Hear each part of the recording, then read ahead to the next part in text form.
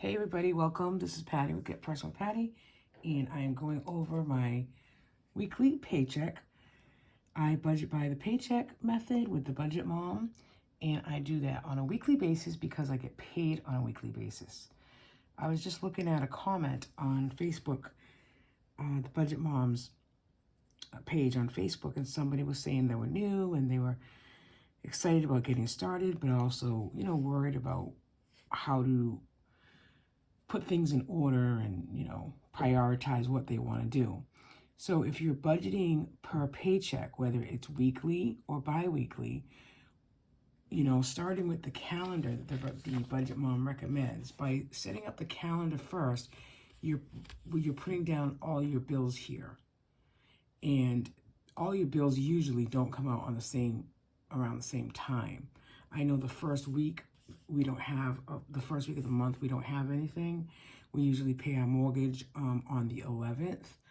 And so we always, by budgeting per paycheck, so for us, it's weekly and then bi-weekly when my husband gets paid. That first week where we don't have any bills coming out, we can predetermine, what goes into savings, what goes into cushion. I've always created a cushion. I've always had a cushion in all of our checking accounts because even starting off with that $10 or $5 and building it up in a month, that's $20.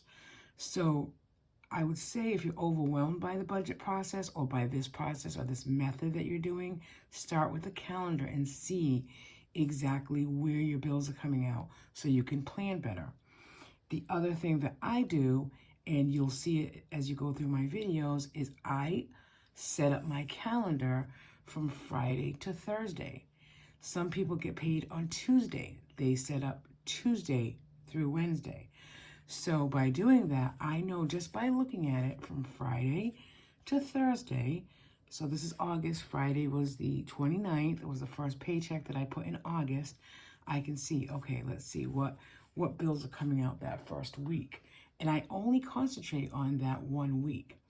When my husband gets paid bi-weekly, I also put his pay in my calendar, and I decide, because he brings in, more money, I decide what out of our fixed bills his check will pay.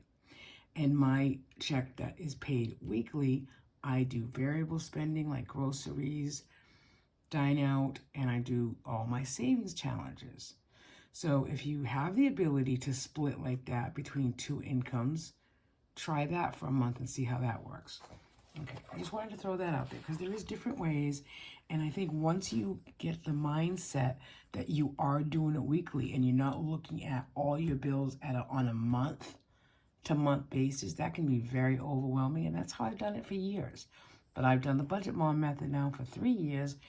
And just knowing that week to week, I predetermine where my money's going versus on a whole monthly basis, it's very convenient and it's very satisfying and rewarding because I can then do a cushion. I can then transfer money into a savings account. When I did start this method, I did that right away. I opened up savings accounts online, and as little as it may seem, $25 a week, that's what I did. I transferred out $25 a week for the emergency fund. And I have close to $2,000 in that emergency fund right now. So, it's a mindset. It'll come. Just, be patient with yourself. Give yourself a little grace. Is it something new? And you'll succeed. And it'll be rewarding. So let's jump right into it. I always put my checking account balance or cushion here. So my checking account balance with the cushion was $143.22 to start. My check this week in this account was $384.42. Okay, so that actually is double. $143.22 is my checking account balance. $384 was my check, and then cushion I had $150. So that brought me to $677.74. And then let's see. So cushion rollover. I had $150 plus I added another $50 this week. So my cushion in my checking account right now is $200. I like it at $200. I want to keep it at $200. I had a pup box come out for my dog. $36.13, and then I paid the gas utility bill, which was $39.20. You don't see electric on here because we have a credit on our electric account because we have solar. So I'll add those up, and then I'll carry the leftover from here into this. Envelopes, I do household, dine out, groceries, and gas. Right now, all of these are cashless. But I think going forward in September, I'm definitely going to put the dine out and the groceries, or maybe just the groceries and the household in actual envelopes. And that's, I was going to say that's the great thing about doing this weekly and then monthly is that, you can change things up. If it didn't work for you in 1 month, try it a different way the next month. So I've predetermined, not so much here, but I was going to say $40 for household this week. And I already have 32. Dine out, I said 40, but we did spend 37 last night. Groceries, 25 because we are going away and we only need half and half. And then gas, 60, which means we'll put 30 in each car. And then sinking funds, I do a 5 for 5 on a weekly basis, and that's 5 categories at $5 each, which is our 3 birthdays, and then piano lessons is gets $5 because I'll start that again up in September. And then I usually say either Max or my girls' night dinner out won't be again until September, so I'll start putting $5 in that now. The word or words of the month, I put $23 in.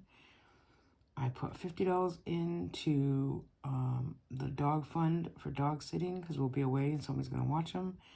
And then I put another $10 in because I owe you something, the word. So I like doing a word of the month. I did change it up for September. I was doing the reverse challenge. I like the reverse challenge. I'll restart it again in January. And I'll actually do it, not reverse. I'll just do the monthly challenge, which January is $10, February is $20, $30, etc.